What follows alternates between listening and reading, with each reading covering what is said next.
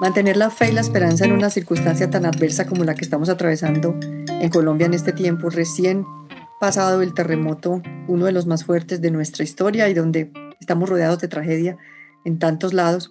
Uno con que, ¿de dónde se aferra para mantener la fe y tener las fuerzas para volverse a levantar? Personalmente, si yo estoy pasando un momento difícil y cualquier persona viene y me dice tranquila que todo va a estar bien, siempre mi pregunta es, bueno, esta persona con base en qué me dice que las cosas van a estar bien. Porque a veces decir algo bonito y positivo parece que fuera lo oportuno, pero realmente si no hay una sustancia, algo que soporte esa afirmación, algo que dé crédito de que esas palabras se van a cumplir, pues realmente no es algo que le reporte mayor aliento ni mayor refuerzo a la necesidad que tenemos en el interior de recuperar las fuerzas. En contraste, la gran diferencia está marcada cuando aquella palabra a la que yo me estoy aferrando es la que el Señor mismo me ha dado o me ha hecho entender respecto a lo que estoy viviendo. Tenemos como dos fundamentos de base que nos ayudan a no perder el rumbo cuando todo se ha puesto oscuro, cuando las luces de nuestras circunstancias se ven completamente apagadas.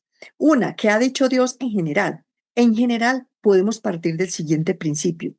A lo largo de toda la escritura, siempre hemos visto que para cualquier situación, por horrenda que sea, Dios siempre tiene una solución redentora. Eso está en todas las narraciones y las experiencias que vemos en la Biblia. Sin embargo, Jesús lo reafirma a través de su Espíritu Santo con el apóstol Pablo cuando dice en Romanos 8, todas las cosas, todas, incluyen todas, ayudan a los que amamos al Señor. Otra parte que dice es que en todo, y todo incluye todo, somos siempre más que victoriosos. Hay algún otro pasaje por allá en una de las cartas de Corintios donde dice que gracias sean dadas a Dios que siempre nos lleva triunfantes en Jesús el Mesías. Entonces, por ahí hay otra, una de mis favoritas, donde dice, también en Romanos, que Él no permite que pasemos una prueba más allá de lo que podamos resistir y que con la prueba Él siempre ha preparado de antemano una salida. Una manera de mejorar las condiciones que nos van a permitir reconocer lo que Dios está diciendo es pedirle que nos dé entendimiento, revelación acerca de cualquier obstáculo que haya en nuestra vida para percibir su dirección o para caminar en su voluntad. Y ahí el Espíritu Santo nos va a hablar muy claramente, nos va a ayudar a entender si hay algún pecado que no hemos confesado, algo que no hemos corregido, un ajuste en nuestra vida que teníamos pendiente y no hemos hecho. Cuando hacemos como la limpieza de la casa, ojo, sabiendo que cuando Dios muestra algo que debemos ajustar, Él lo hace con amor. No es como con una sensación de humillación, de avergonzarlo a uno, de una culpa que no tiene redención, sino es al contrario, es mira, esto estorba, quítalo, que yo estoy contigo para ayudarte a salir al otro lado. Una vez que hemos hecho esa limpieza de la casa que llamo yo, ya podemos mirar el segundo fundamento, que es además de entender y saber cuál es el propósito de Dios en general, que siempre es darnos una salida, siempre es llevarnos de victoria en victoria. Una vez que hemos hecho esa limpieza de la casa, entonces miramos lo siguiente. Señor, de esto que yo estoy viviendo, y aquí viene, es una oración que literal yo se la recomiendo. Ustedes la pueden adaptar a sus propias palabras. ¿Qué dices tú de esto? Y la segunda parte de esa oración es, ¿cuál es mi parte? En mi caso personal y en el de las personas que están más cercanas a mí en este tiempo, lo primero que vino a memoria fue algo que nos había hablado al principio de año. De hecho, lo tomamos como la palabra para el 2026, que decía en el Salmo 46, decía que no tendremos miedo, aunque se deshaga la tierra, aunque se hundan los montes en el fondo del mar. Hablaba de esa sacudida. Y entonces empieza a hablar de que Dios ayuda a su gente, a su pueblo, a comenzar de nuevo el día, que Él está con nosotros. Incluso habla de un propósito que es bueno alinearse a orar con eso, porque habla de más allá, no solamente habla de restauración, sino que habla incluso de un propósito de traer paz, poniendo fin a conflictos de guerra.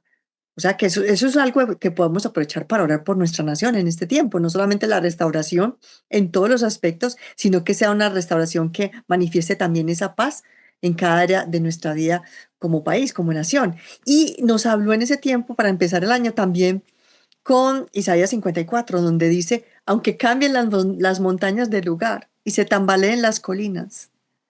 No cambiará mi fiel amor por ti, ni vacilará mi pacto de paz, de shalom, dice Jehová que de ti se compadece. Ese pacto de shalom, esa paz de parte del Señor bíblica, habla de salud, habla de falta de nada, habla de que todo esté funcionando correctamente, habla de prosperidad y abundancia. Entonces, eso ya nos lo había hablado a principio de año. Entonces, cuando uno, ¿qué dices tú de esto? Lo primero es revisar, porque muy probablemente si tenemos una vida de comunicación con Dios, tenemos una colección de indicios de que Él ya nos había equipado para este momento. ¿Por qué es importante orar conforme a los propósitos de Dios? Porque definitivamente la distancia más corta entre dos puntos es cuando el ser humano se alinea con lo que Dios está diciendo. Porque como esos propósitos son mejores y más perfectos y más eficientes que lo que nosotros podemos realizar cuando nos ponemos de acuerdo para orar, como seres humanos que somos los delegados de autoridad en la tierra, cuando nosotros nos ponemos de acuerdo y traemos en oración lo que Dios quiere traer a la tierra, se establece el propósito de Dios, que es para bien no solamente para nosotros, sino también para nuestra nación. Entender eso nos va a abrir también una capacidad para saber cuál es nuestra parte. Ya ahí orar. En este caso, orar conforme a la voluntad de Dios, por lo que entendemos que Dios nos ha mostrado a nosotros, como personas, como familias, como ciudades y como nación. Y la otra parte es, hay cosas que son demasiado evidentes. En la parte práctica, yo aquí le mando un saludo muy especial, por ejemplo, a esas familias que hace poco las vi reuniéndose en una clínica para poder clasificar medicamentos e insumos que no había quien los clasificara porque el personal médico estaba, el personal de la clínica abrumado con toda la parte de la emergencia.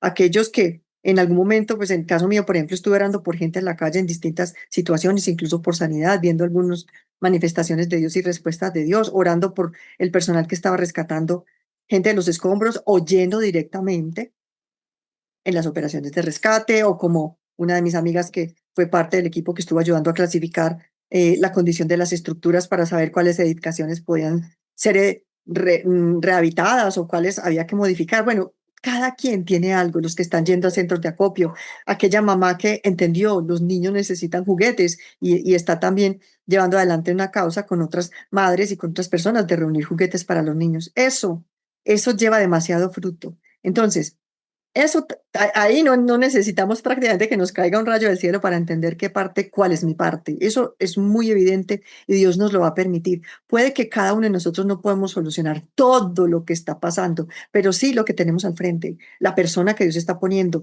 los hermanos que Dios está poniendo al lado, la comunidad de la esquina que pasó esta situación. Esa es una de nuestras partes. Ahora, ¿qué pasa si estoy en tanta ansiedad, en tanta angustia, en tanta situación difícil, que ni siquiera sé cómo orar y ni siquiera sé qué quiere decir Dios acerca de mi circunstancia o de los propósitos que Él tiene? Aquí va un ejemplo práctico que les puede ayudar muchísimo. Yo les recomiendo, váyanse por ejemplo al libro de los Salmos, que está lleno de oraciones, de cantos, de alabanzas, que expresan la situación emocional de distintos momentos del ser humano. Y comiencen a leer buscando dos cosas. Una, algunos párrafos, ustedes van a sentir que les están dando palabras a aquello que hay en sus corazones y que ustedes no son capaces de expresar. Cuando encuentren eso, simplemente oren con eso en voz alta, con todo su corazón, porque el Espíritu Santo está viniendo en auxilio de esa debilidad para ayudarnos a sacar el dolor, a expresar lo que necesitamos expresar. Otros párrafos, vamos a ver como que nos saltan de la página y que nos están dando una luz, una respuesta acerca de algo que Dios nos está hablando directamente, una respuesta o una dirección. Eso yo les recomiendo. Escríbanlos aparte, pónganlos en algún sitio con papel de colores o lo que sea. Ese va a ser el GPS. Y oren con esas palabras. Señor, tú estás diciendo aquí que tú me vas a llevar a esto, o en mi país tú lo vas a llevar a esto. Oren con eso y empiecen, Señor, ayúdame a caminar en esa dirección. Los pasos que nos toquen a nosotros son muy pequeños comparados con lo que Él está haciendo, porque estamos caminando en la etapa de la gracia, no de la ley. ¿A qué me refiero? Cuando hay algo que Dios dice, algo que Dios pide en la ley, eso se recibe como un requerimiento, un estándar que yo debo cumplir. Sin embargo, en la era de la gracia y a través de la obra de Jesús, que con su Espíritu trabaja en nosotros y a través de nosotros, cuando Él dice algo que parece una orden o una instrucción, realmente es gracia en el sentido de que viene con la capacidad